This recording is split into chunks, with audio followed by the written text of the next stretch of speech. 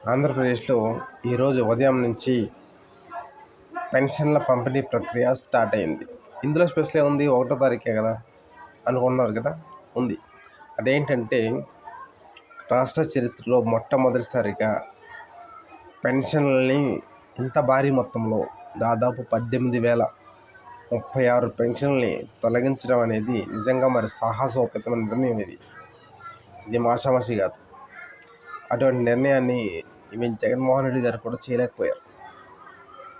కానీ ఈరోజు చంద్రబాబు నాయుడు గారు చేశారు. ఏం చేశారు అంటే,